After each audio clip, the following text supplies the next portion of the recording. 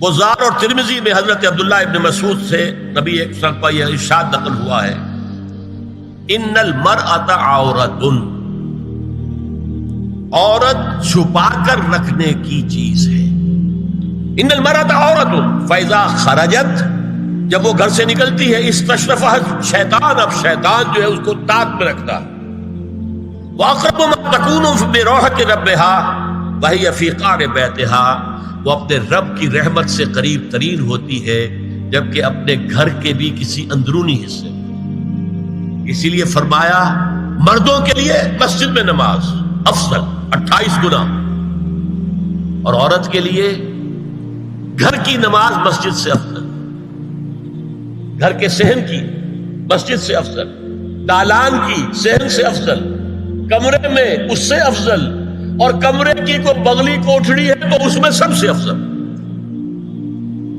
یہ احادیث نبی اکرم صلی اللہ علیہ وسلم۔ عبداللہ ابن احمد ابن حنبل نے زوائد الزہد میں اور ابن ابی شیبہ نے ابن سعد نے اپنی کتابوں میں مسروق کی روایت نقل کی ہے کہ حضرت عائشہ جب تلاوت قرآن کرتے ہوئے اس آیت پر پہنچتی تھی وَقَرْنَ فِي بُيُوتِكُنَّ، تو بے اختیار رو پڑتی تھی۔ قرآن کہتا ہے اپنے گھروں میں رہو۔ حضرت عائشہ نے شہادت عثمان کے بعد باہر نکل کر لشکر کی قیادت کی، پھر ساری عمر افسوس تھا کہ میں نے غلط کہا۔ حافظ ابو بکر بزار حضرت انس سے روایت کرتے ہیں کہ عورتوں نے حضور سے عرض کیا کہ ساری فضیلت تو مرد لوٹ کے لے گئے، وہ جہاد کرتے ہیں، خدا کی راہ میں بڑے بڑے کام کرتے ہیں، ہم کیا عمل کریں کہ ہمیں بھی مجاہدین کے برابر اجر مل سکے؟ جواب میں آپ نے فرمایا من قعدت منکن فی بیتہا فإنہا تدرک عمل المجاہدین، تم میں سے جو شخص اپنے گھر میں بیٹھی رہے گی وہ مجاہدین کا اجر حاصل کر لے۔ یہ ایک ہوا کا رخ ہے، بتایا جا رہا ہے، یہ نظام ہے جس کو اس شکل میں دیا جا رہا ہے۔ اب آئیے سورہ نور کی طرف۔ یا ایھا الذین آمنوا لا تدخلوا بیوتا غیر بیوتکم حتی تستأنسوا وتسلموا علی اہلها ذالکم خیر لکم لعلکم تذکرون۔ اہل ایمان مت ہرگز مت داخل ہو اپنے گھروں کے علاوہ کسی اور گھر میں جب تک کہ تم ان کے ساتھ مانوس نہ ہو جاؤ، اذن نہ لے لو، ان پر سلام نہ کرو، یہی تمہارے لیے خیر بہتر ہے۔ اس کے بعد تفصیل آئی ہے، اس میں میں اس وقت نہیں جا رہا۔ اور جو لوگ اس پر عمل نہیں کرتے ان کے بارے میں قرآن مجید کیا کچھ حضور کیا کچھ فرما رہے ہیں یہ آپ سن لیجیے، بہت سخت احکام۔ عن ابی ہریرہ رضی اللہ عنہ ان رسول اللہ صلی اللہ علیہ وسلم قال لو ان امرأ اطلع عليك بغیر اذن فخذفته بحشاة ففقعت عینه ما كان عليك من جناح، متفق علیہ، بخاری اور مسلم دونوں کی ہے۔ اگر کوئی شخص تمہارے گھر میں بغیر اجازت کے داخل ہو جائے اور تم اس کی سزا کے طور پر اس پر کنکریاں پھینکو اور اس کی آنکھ پھوٹ جائے کنکری سے تو تم پر کوئی گناہ نہیں۔ بغیر اجازت کے گھر میں آ گیا ہے، بغیر اذن کے، بغیر استئذان کے کنکریاں مارو اور کنکری سے آنکھ پھوٹ جائے، فما کان علیک من جناح، کوئی حرج نہیں۔ اب آ رہی ہے اصل آیت، قل للمؤمنین یغضوا من ابصارهم ویحفظوا فروجهم ذلک ازکی لهم ان اللہ خبیر ما یصنعون،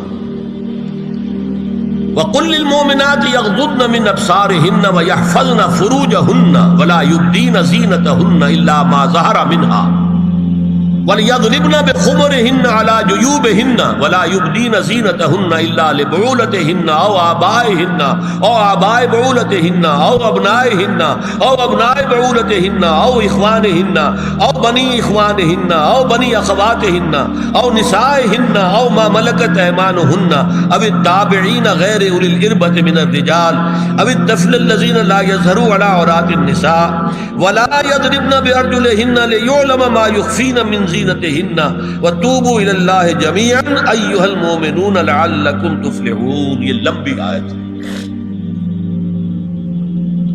اہل ایمان، اے نبی کہہ دیجئے اہل ایمان مردوں سے اپنی نگاہیں نیچی رکھا کریں، اور اپنی شرمگاہوں کی حفاظت کریں، یہی ان کے لیے زیادہ پاکیزہ عمل ہے۔ ان اللہ خبیر بما یصنعون، اور جو کچھ وہ کر رہے ہیں اللہ اس سے واقف ہے۔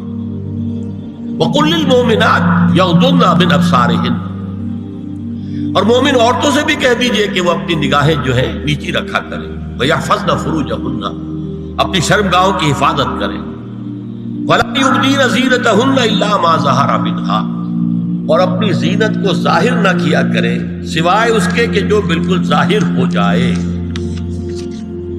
قُلْ لِلْمُؤْمِنِينَ يَغُضُّوا مِنْ أَبْصَارِهِمْ وَيَحْفَظُوا فُرُوجَهُمْ ذَلِكَ أَزْكَىٰ لَهُمْ إِنَّ اللَّهَ خَبِيرٌ بِمَا يَصْنَعُونَ۔ نوٹ کر لیجئے کہ یہ کہاں ہو رہا ہے؟ گھر میں داخلے کے بعد، گھر میں داخلہ اجازت سے، اور داخلہ ہوگا صرف محرموں کا، گھر کے اندر جو ہے وہ نامحرم تو نہیں آئے گا، یہ میں آگے بیان کر رہا ہوں۔ وَقُلْ لِلْمُؤْمِنَاتِ يَغْضُضْنَ مِنْ أَبْصَارِهِنَّ وَيَحْفَظْنَ مِنْ فُرُوجِهِنَّ، اور کہہ دیجئے مومن عورتوں سے بھی کہ وہ بھی اپنی نگاہیں جھکا کر رکھیں اور اپنی شرمگاہوں کی حفاظت کریں۔ وَلَا يُبْدِينَ زِينَتَهُنَّ إِلَّا مَا ظَهَرَ مِنْهَا، محرموں سے پردہ کیا ہے؟ محرموں سے، اس کا نام ستر ہے۔ عورت کا پورا جسم ستر ہے سوائے چہرے کی ٹکیا اور یہ ہاتھ اور یہ پاؤں، بس۔ کیا مطلب ہے؟ بھائی بھی نہیں دیکھ سکتا بہن کے جسم کا کوئی اور حصہ، باپ بھی نہیں دیکھ سکتا بیٹی کے جسم کا کوئی حصہ، یہ ستر ہے، ستر محرموں سے پردہ ہے۔ وَلْيَضْرِبْنَ بِخُمُرِهِنَّ عَلَى جُيُوبِهِنَّ، یہ بھی گھر کے اندر کی بات ہو رہی ہے، کیونکہ میں پہلے بتا چکا ہوں جلباب ہوتا تھا جب گھر سے باہر نکلتی تھی عورت، تو وہ اپنی چادر لپیٹتی تھی، اپنے چہرہ نہیں ڈھانپتی تھی، صرف چہرے کا حکم دیا گیا اس کے ضمن میں۔ وہ سورہ عذاب کی آیت ہے، وہ رہ گئی، میں بیان کروں گا۔ اور خمار اوڑھنی ہوتی تھی جو گھر میں اوڑھتی تھی، گھر میں ظاہر بات ہے کہ جلباب تو نہیں لیا جا سکتا، آخر گھر کا کام کاج کرنا ہے، ہلکی سی اوڑھنی وہ گھر میں، لیکن فرمایا وَلْيَضْرِبْنَ بِخُمُرِهِنَّ عَلَى جُيُوبِهِنَّ،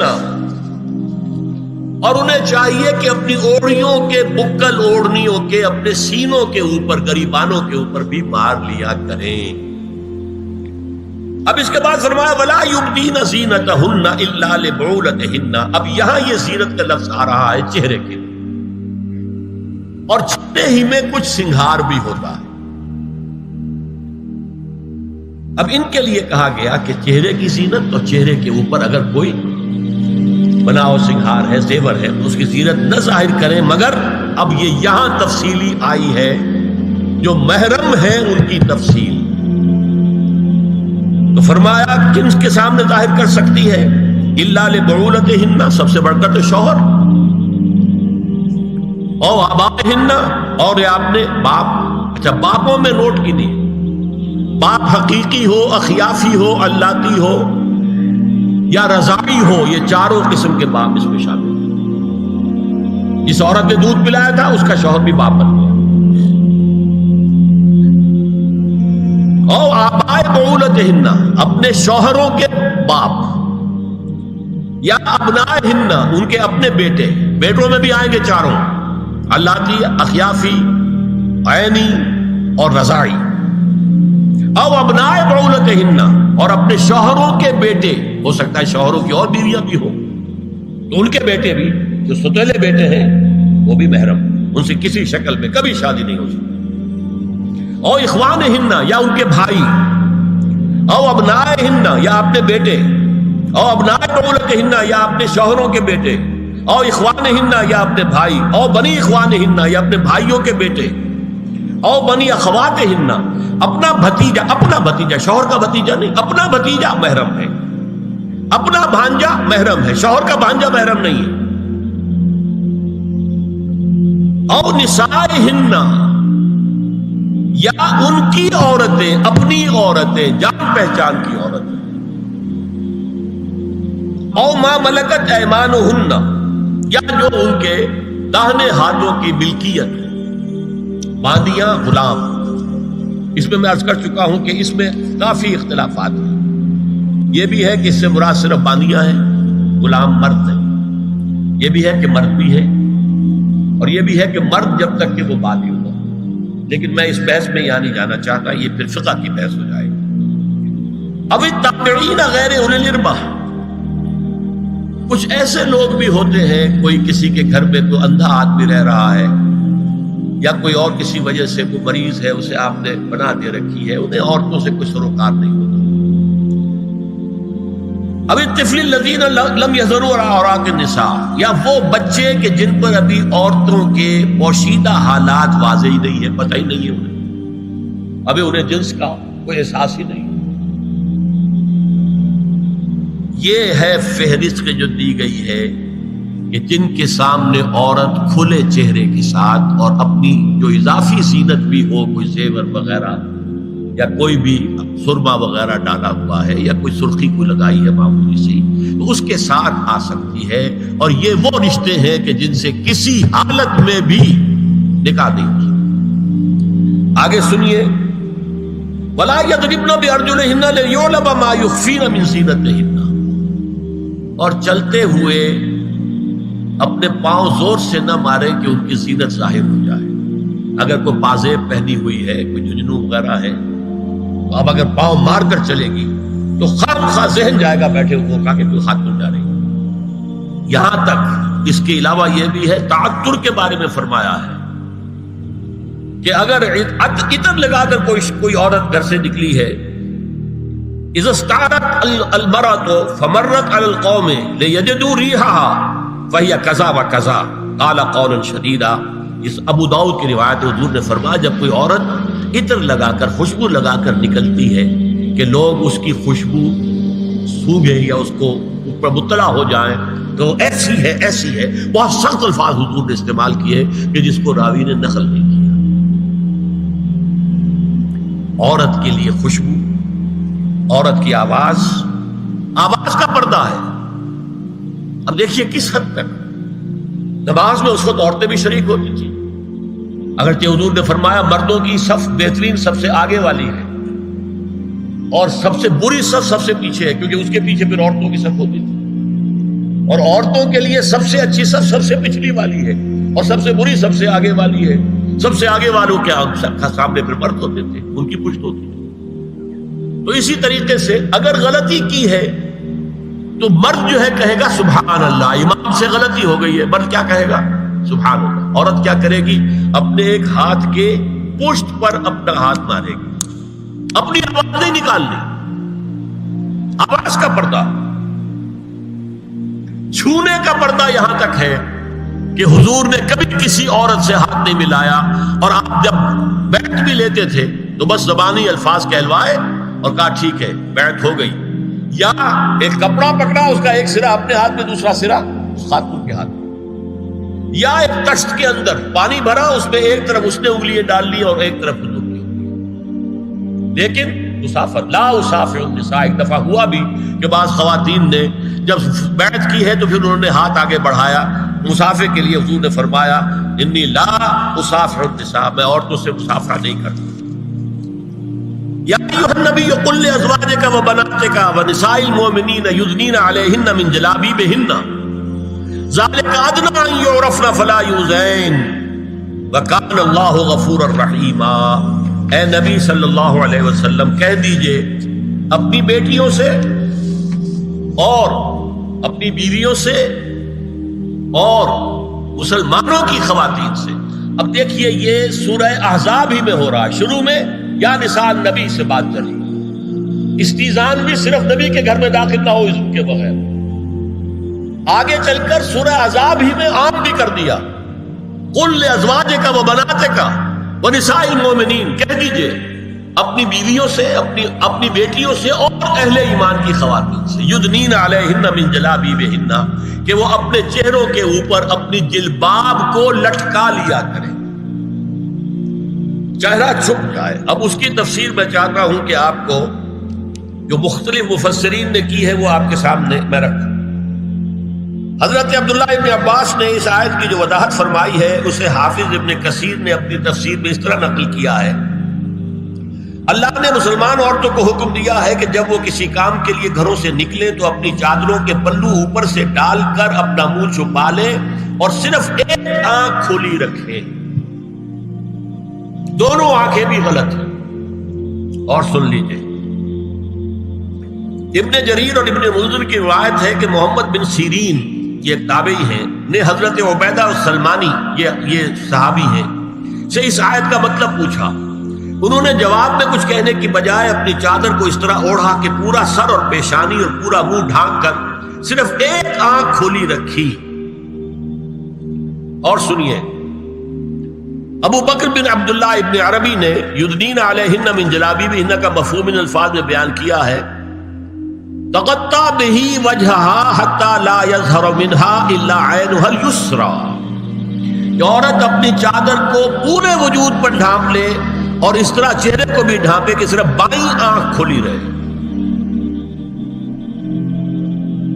علامہ حمید الدین فراہی کو نظم قرآن کے فہم میں خصوصی مقام حاصل تھا. انہوں نے حجاب کے بارے میں اپنے ایک مکتوب میں ہاتھ اور چہرہ کھلا رکھنے کو جائز قرار دینے کے موقف کے بارے میں لکھا ہے کہ میری رائے میں نظم قرآن پر توجہ نہ کرنے سے یہ غلط فہمی پیدا ہوئی ہے. وہی بات کہ سورہ احزاب میں گھر سے باہر کا پردہ ہے اور سورہ نور میں گھر کے اندر کا پردہ ہے. بہرحال الحق احق بان یتبع، حق جو ہے وہ اس کا زیادہ حقدار ہے کہ اس کی پیروی کی جائے. میں اس مسئلے پر مطمئن ہوں اور میرے نزدیک اجنبی سے پورا پردہ کرنا واجب ہے اور قرآن نے یہی حجاب واجب کیا ہے جو شرفاء میں مروج ہے بلکہ اس سے بھی قدر زائد. مولانا فراہی کا یہ مکتوب ماہنامہ حیات نو بلیریا گنج انڈیا کے اکتوبر سن 92 کے شمارے میں شائع ہوا. یہ ہے علماء کی رائے. حضرت ام سلمہ اور حضرت میمونہ نبی صلی اللہ علیہ وسلم کے پاس بیٹھی تھی. اتنے میں حضرت ابن ام مکتوم آ گئے. نبی صلی اللہ علیہ وسلم نے ان دونوں سے فرمایا احتجبا منہ، ان سے پردہ کرو. ازواج نے عرض کیا یا رسول اللہ الیس اعمی لا یبصرنا ولا یعرفنا، حضور کیا یہ اندھے نہیں ہیں؟ یہ نہ ہمیں دیکھ رہے ہیں نہ ہمیں پہچانتے ہیں. فرمایا افعمغایان انتما، کیا تم دونوں بھی اندھی ہو؟